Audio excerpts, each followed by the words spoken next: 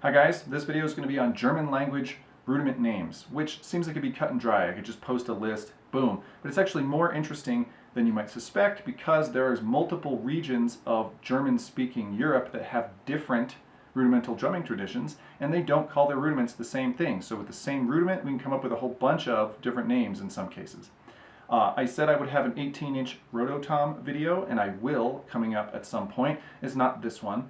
And also, I just got done with 2 weeks of high school marching band camp, so I'm a little bit fried, which is why this is a more chill video.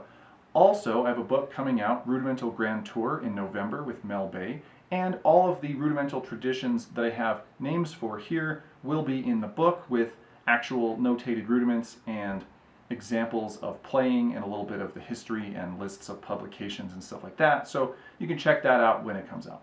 So today we're going to talk about, like I said, 4 different regions in the German-speaking area of Europe. We could talk about Hessian drumming, but I don't actually know what they named their rudiments. And we're also not going to talk about Hanover because for a while it had its own rudimental drumming style, and that style was British because they were part of the British Empire for murky reasons. But I, again, have a few sources on that, but none of them actually give a list of rudiment names, so I don't know what they called their rudiments in German. Maybe they used the English words for them. I don't know. We're going to talk about 9 rudiments. And only 9 because the Bavarians, for one thing, only have 6 named rudiments, and I wanted to have rudiments that had names in at least 3 of the 4 regions we're talking about. So like the Swiss have like 50 rudiments, but not all of those rudiments have names in more than one of the other regions. So we had to do something that they had in common so we could compare, right? So these are only the 9 that have at least 3, if not 4, appearances in different regions, and thus have names to talk about. Okay, so the only rudiment between all these 4 regions that's actually the same no matter where you go is the long roll, or the general open double stroke roll, and that is called the Wirbel, W-I-R-B-E-L, Wirbel, and it is the same in every place that you go. I assume that even the Hessians and in Hanover, they would also call that a Wirbel because it's just seems to be universally accepted. Nothing else is.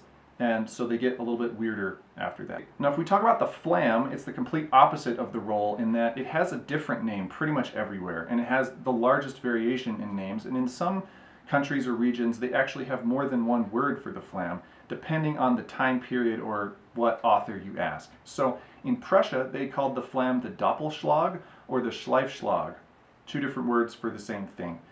In Switzerland you could either call it the Schleppstreich or the Schleifstreich. So we now have Doppelschlag, Schleifschlag, Schleppstreich, and Schleifstreich. That's 4 completely separate terms, and that is between just 2 of the regions that we're talking about. If you go to Austria, they can also call it the Schleppstreich, which they do in Switzerland, but then they shorten it sometimes to Schleppen. Then we go to Bavaria, and they call it the Schleppstreich also. So if we go to the drag, the words are just completely different across the board. So the simple drag is a Schleifschlag von Drei in Prussian. They also called it the Kurzerwirbel because they got to have 2 names for everything. In Switzerland, it's sometimes called the Deutsche Ruff, and in Austria, it's called the Rucker, which is, those are nothing alike. So who knows? It's completely separate. Bavaria doesn't really have a regular drag, at least it doesn't have a name. Now, if we look at the 4-stroke ruff, that in Prussia is called the Französischer Ruff, or the French Ruff, which is not a French thing, so it's kind of weird that they call it that. And in Switzerland it's called the Halbe Ruff. And it actually doesn't exist in Austria or Bavaria, and except that it does exist in Austria, I just don't know what they call it. It shows up in the music, but it's never named. In Bavaria they just don't really play it. And I said I was going to do ones that have 3 regions, and this one only has 2, so I lied. But the reason I bring it up is because the name Halbe Ruff is going to come back later, and it's not for even the same rudiment at all, which is extra confusing. Okay, so the next rudiment here is the charge stroke, or the coup de charge in French, and this has a name in all 4 regions, and it is different in all 4 regions. So the Prussians called it the chargierter Schlag. In Switzerland, they typically just use the French term, coup de charge. They don't really give it a German name. In Austria, they call it a Doppel Strike, which sounds a lot like this next one, but not quite the same. In Bavaria, it's a Doppel Strike. So that's a minor variation. almost the same word, but that is four different terms for the same thing. And of course, if we review what a charge stroke is, it's like a really open flam where you play the notes more separate than you would normally play. And then we could talk about the double stop, or two notes at the same time. So it's like closer than a flam because they're actually played simultaneously, whereas the charge stroke was wider than a flam. So in German-speaking parts of Europe, they really enjoy having, in at least most regions, the regular flam, a wider flam, and a double stop, which is like closer than a flam. So in Prussia, they called that a Zusammenschlag. In Switzerland, they don't really have this, or it doesn't have a good name. In Austria, though, they call it a Doppelschlag, which the Prussians called the flam the Doppelschlag, so that's immediately confusing. And then in Bavaria, they call it the Rücker, which in Austria, they have a Rücker. One has an umlaut, and one is just a regular U. But otherwise, it's the same word. And of course, the Rücker in Austria was the drag, and the Rücker in Bavaria is the double stop, which are, again, nothing alike, extra confusing. Of course, we have to talk about the single stroke. It's the simplest conceivable rudiment or stroke type, and of course it has a name in every region.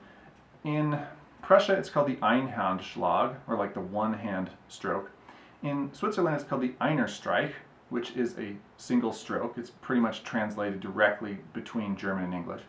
In Austria, they call it the Einfache Streich, or the Einfache Schlag. They use both of the ending terms, which Streich and Schlag are basically synonymous for stroke. And then in Bavaria, they call it the Einfacher Streich, which is just, again, subtly different between Bavaria and Austria. If we look at the single drag tap, or sometimes in America we just call that the single drag, something like that really doesn't exist with a name in Prussian drumming. So if we move to the Swiss, it's the Einfache Tagwacht-Streich, which is a very, very big mouthful of words, which sort of means the single reveille stroke. And in Austria, they just call that the halbe Ruff, which, like we said earlier, that's the four-stroke Ruff in Switzerland. It's a single drag tap in Austria. And in Bavaria, they very vaguely just call that the Ruff. Okay, the last rudiment we'll talk about for this video is the five-stroke roll, which is ubiquitous. Everyone has one. We know everyone has one.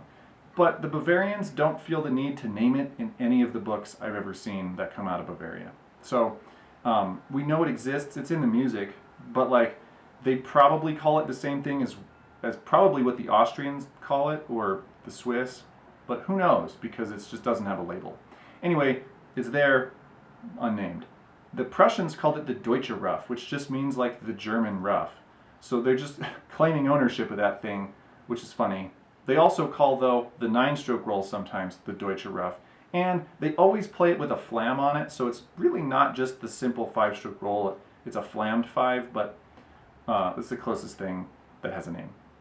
The Swiss have a flammed five-stroke roll as well, and they call it just the Fünfer Ruff. They also have an unflammed version, but Fünfer just means the fiver, or like the five-stroke Ruff.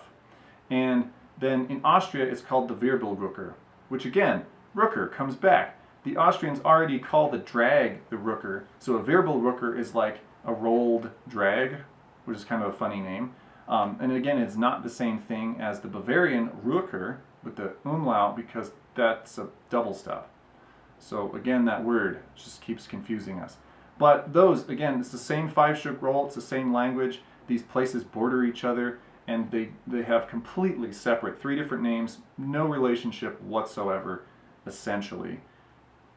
Who knows why? There are some conclusions we can draw from this, one of which is that there are some pairings of words that are the same between different regions or countries, and these pairings, basically it's only ever two countries that have essentially the same word, and then the other two won't have it.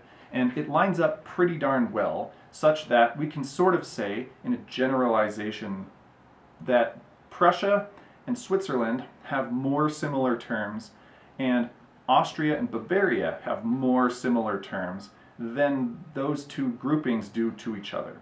So, for example, Prussia and Switzerland agree that Wirbel is a roll, but so does everyone. They also have a very similar name for the charge stroke. One calls it the Chargierte Schlag, and the other calls it the coup de charge, which is different languages, but it translates to exactly the same thing, and that's different than what the Austrians and Bavarians call it. Also, the single stroke is either an Einhandschlag or an Einer Streich. And in the 5-stroke roll, the Deutsche Ruff and the Fünfer Ruff both have the word rough in them, so they're kind of similar. So that's a whole bunch of rudiments where they agree pretty much on what to call it, more or less. Austria and Bavaria, on the other hand, of course they also call the roll the Wirbel, but everything else is different. They agree that the Flam is the Schleppstreich in most cases. They agree that the Doppel Strike and the Doppel Strike are both their charge stroke, which is only different by like a subtle syllable. They call their single strokes Einfacher Strike or Einfacher Strike, right, which is like one letter different.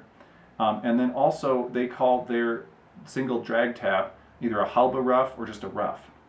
So again, the word rough comes in both of them. So it's not exactly the same, it's very similar. The one place they really disagree is what that Rücker means, right? One, again, is a drag and one is a double stop. So other than that word, they mostly agree on all the terms that they share. They're very similar. And again, Bavaria only has 6 rudiments, so there's not much more they could agree on. They agree on 5 out of the 6 things. If you've made it this far into the video, you're probably like me and you think that it's kind of interesting that the same language can have such variation in terms for the same art form, rudimental drumming. This is not how it is in English, pretty much. In English, the British and the Scottish and the Americans and the Canadians, right, we all speak English day to day.